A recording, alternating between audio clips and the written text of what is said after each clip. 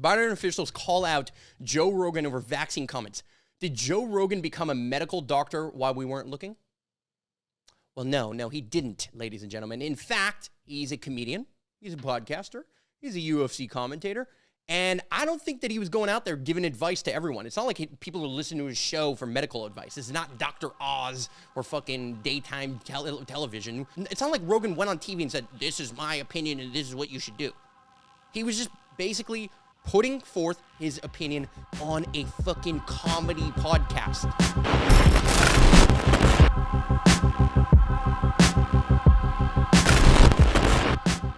Exactly. I mean, look, we're obviously impacted by the content that we're consuming. And clearly, this week, people have been impacted by the things that Joe Rogan said. Now, I personally think that Joe Rogan was significantly more funny when he was, like, freaking out about all the things around what was going down at UFC 261, I believe it was, to UFC 261. He was just in it. And he has one of those memes where he's like... one of those. I think that's the funniest thing Joe Rogan did this week, but apparently not. Apparently, Joe Rogan got into some hot water when he made remarks about vaccination and younger people. Now, I first saw this as a headline on Vice, so I'll bring up that Vice article that I saw that I thought was like kind of ridiculous, and I scoffed at it when I first saw it. But it said, "Stop telling people not to get vaccinated, Joe Rogan." And I was like, I know Rogan. I listen to his podcast. I know he didn't tell people to not get vaccinated, but apparently he said something like that. Now, I'm going to read you the word-by-word quote. Where do I find that? Oh, here it is. If you're like 21 years old and you say to me, should I get vaccinated? I'll go, no, Rogan said, adding if you're a healthy person and you're exercising all the time and you're young and you're eating well, I don't think you need to worry about this. I think that that's pretty reasonable to say, but obviously the headlines are here and everyone was coordinating an attack. It's almost like anything that comes out about the vaccines is just like, bam, we're going after you. We're going after you. And the media has just got this like hit list that's going down. And I don't know, did you guys see this clip of did you hear the story of the CNN reporter? It was a story of a CNN reporter who was basically going out on I believe Tinder dates or something of the equivalent. And he was telling his Tinder dates what CNN was using to kind of create headlines and keep people paying attention. And they were talking about coronavirus and all showing the death count and all the things like that, how they're going to lead with climate change. If it bleeds, it leads, that whole thing. I mean, I kind of feel like behind the scenes, there's just there's some entity, some group of people that are going after the exact same headline every single time. Now, some people like me are jumping on the trend of the headline and talking about it, and I have something to say. I have an opinion, of course. But it seems like the mainstream media has a coordinated way of going after specific topics when it's going against the mainstream narrative, when it's going against maybe what the White House wants you to think, believe, and follow and do whatever. And I don't know, it's just kind of creepy. Feels like Big Brother-like. Do you feel that way? Do you ever feel that way? Everyone's in all the news is all coordinated? Oh my God, all the time. I feel like, at least in my generation, I get the news from my phone. I don't have cable. I don't watch the news. It's depressing seeing it. I'm a very positive person. I like to look at, out of all the negative things going on in the world, which there is a lot. Yeah. There's as much positive if you look for it, but it's harder to find. It's definitely harder to find. I mean, it's harder to find because at the end of the day, the negative news gets more clicks. That's just part of it, right? 100%. It's just, that's how it works. And so negative news gets more clicks. Obviously, people are going to go oh my God, Joe Rogan told people to not get vaccinated. Oh my God, let's go after him. And so they did. Anthony Fauci starts laying into him. Oh, no, this is not cool. A bunch of people start tweeting some stuff. They show up and everyone's asking questions. And, they're calling him out. But I find this headline specifically from Business Insider absolutely hilarious. Biden officials call out Joe Rogan over vaccine comments. Did Joe Rogan become a medical doctor while we weren't looking? Well, no, he didn't, ladies and gentlemen. In fact, he's a comedian. He's a podcaster. He's a UFC commentator. And I don't think that he was going out there giving advice to everyone. It's not like people are listening to his show for medical advice. This is not Dr. Oz or fucking daytime television. He's not Dr. Phil either, and he's not pretending to be any of these people. He's in mid-conversation. He's doing what? Multiple podcasts a week that are 3 hours long. Of course, coronavirus is going to come up as a topic, and every once in a while he's going to say something. Now, he mentioned that his kids got it and they were totally fine. Now, his kids are younger, and obviously it's very anecdotal evidence. Clearly, people who are young can also die, and clearly people who are old can also die. But here's the truth. Most people are dying, have pre-existing conditions, are obese, and having other challenges in their health. Now, does that mean that that's not serious? Well, no. It means that we have a lot of sick people already with pre-existing conditions, and obviously these people, need some form of way of being healthier or, having defense against this virus. I get it. I understand why people want to get vaccinated. By all means, go get the vaccine if you want. Now, my stance, and why I think this headline is hilarious, is, well, wait a second. When did Bill Gates become a fucking doctor? I don't know. I've been seeing Bill Gates all over fucking television. The whole last year of my life has been like Bill Gates being like, I think we can do vaccines in this way, and maybe we can go about it that way, and maybe we can do this thing and this thing, and maybe we're going to have vaccine passports because that's going to be a cool thing. And I just disagree with all of it. I disagree with the fact that we are listening to a fucking tech geek, because I understand he's done a ton of research. I understand he's done a lot of work against polio and whatever. There's lots of controversy online. There's all kinds of conspiracy theories around every direction of this. I'm not going to entertain any of those things. I'm not here to dictate that. All I'm here to say is he's not a fucking doctor, and you're putting him on fucking broadcast television across fucking national news. You're bringing him on every show after show after show and getting his opinion. And it's not like Rogan went on TV and said, this is my opinion and this is what you should do. He was just basically putting forth his opinion on a fucking comedy podcast. Now, he wasn't making a joke about it. I will say that. He wasn't. He was saying what he thought, what he believes. And I don't think he should back down from it. And I love that in all these tweets, there was all these crazy tweet storms. Oh, hey, Spotify, you give the platform to Joe Rogan, someone who is actively using his podcast to tell people not to take the coronavirus vaccine. You profit from his deadly propaganda, and you could continue to spread it. Shame on you for bringing your own Alex Jones. Oh, fucking, are you fucking serious right now?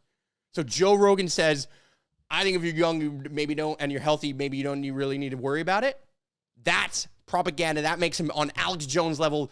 The frogs are gay, shit is happening, tinfoil hat, all that stuff, right? The second he says his opinion on what's going on, and you step out of line, out of the perfectly roped off line where you get in line and get your vaccine in your arm, the second you get out of that line, the second you might just maybe have some questions, or maybe you think like, I don't know, I don't think it's that serious for everyone.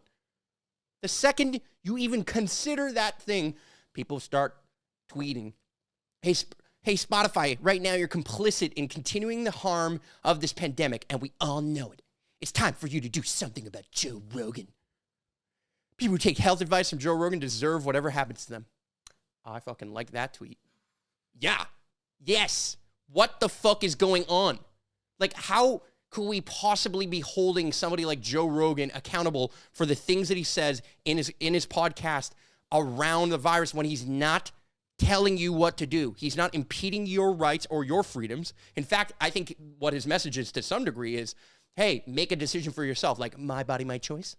All you liberals out there, my body, my choice, my body, my choice. But what about my body, my choice? And I'm not a liberal, I'm not a conservative, I'm not an independent, I'm not whatever the fuck label you want to put me on me. I'm none of those things, right? I'm just somebody who critically looks at shit and decides for myself what I want to do with my life. Maybe like you could do, maybe like you do, right? Maybe you do that. Maybe you decide what you want to do with your life. Seems wise. Seems like a pretty power thing. I mean, most entrepreneurs figure that out. Most freelancers are trying to decide what they want to do. Most creatives, influencers, I mean, aren't we all trying to decide what we want to do with our lives and make our own decisions from a place of information? Now, I don't think anything he said was misinformed. He wasn't like quoting some uninformed stat. He wasn't retweeting things that were super conspiratorial. He was just giving his fucking opinion. Is it a fucking crime to give your opinion? And does it deserve burning at the stake like a witch? Joe Rogan is Alex Jones at a better agent? What? No. Come on.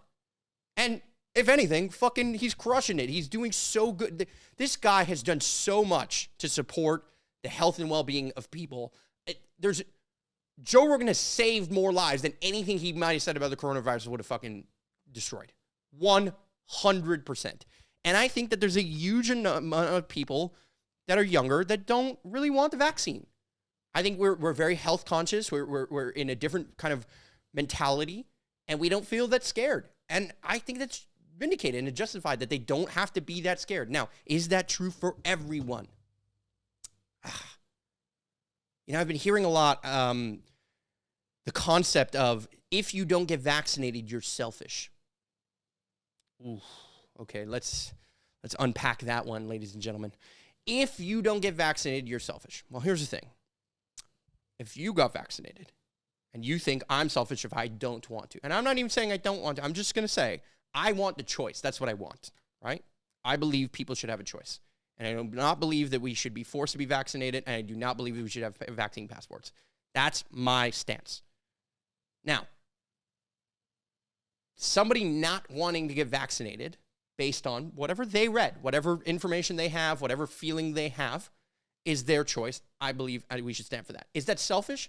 I don't think so, because if you got vaccinated and your vaccine works and everyone else got vaccinated that wanted a vaccine, then what are you worried about? What are you scared about? That somehow we're going to continue spreading this virus? What are you worried about? If you have the vaccine and it works, right? Like, can you consider that a little bit of logic? Just like consider a little bit of a different stance here. Now, this might be unpopular. I don't think it's that unpopular for the people who are listening to this podcast, but it might be. You might hate me. You might hit that unsubscribe button. But here's the thing. If you love it, hit that like button, because it helps the algorithms, the YouTube algorithms, the Instagram algorithms, all those things. I'm trying to grow a show here. Anyway, back to it. No, for real though. I mean, I truly believe that it's not selfish if the vaccine works for you and you got the vaccine. And again, that's doing that from a position where everyone now has access. In America, everyone can show up and get the vaccine if they want it at this moment. Now, going out without a mask too early when not everyone has access to it, or, in Canada, for example, at this moment, we have not yet rolled it out to everyone. I understand being cautious. I understand social distancing. I even understand masks. Again, I'm not trying to pick a stance here, okay? I understand being cautious. I understand being mindful. But calling somebody selfish for making a health choice for themselves is not selfish, in my personal opinion. And in fact, what's selfish is the fact that you're trying to impose your beliefs onto other people like me or like anyone. That is selfish. That is the definition of selfish, where you're thinking about yourself and what you believe, and you're painting it upon me. See, I'm not sitting here and painting upon my beliefs to you. I'm just saying I want a choice for me. So yes, that's self-interested, just like you are, because every day I wake up as me, and every day you wake up as you.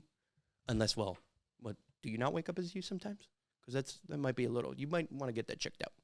Maybe, I'm not even going to make that joke. I was going to make a vaccine joke. I will not make that joke because I'm going to get barred. And that sucks. See, it sucks that I can't even make certain jokes because I'm worried that the algorithms and the overlords, the censorship and the shadow banning that I've spoken about in the podcast in season 6, the shadow banning could be a very real thing. And it is a real thing. I know the fact that I've spoken about this topic and that I will post something like this on Instagram or Reels or YouTube will come with a little caveat.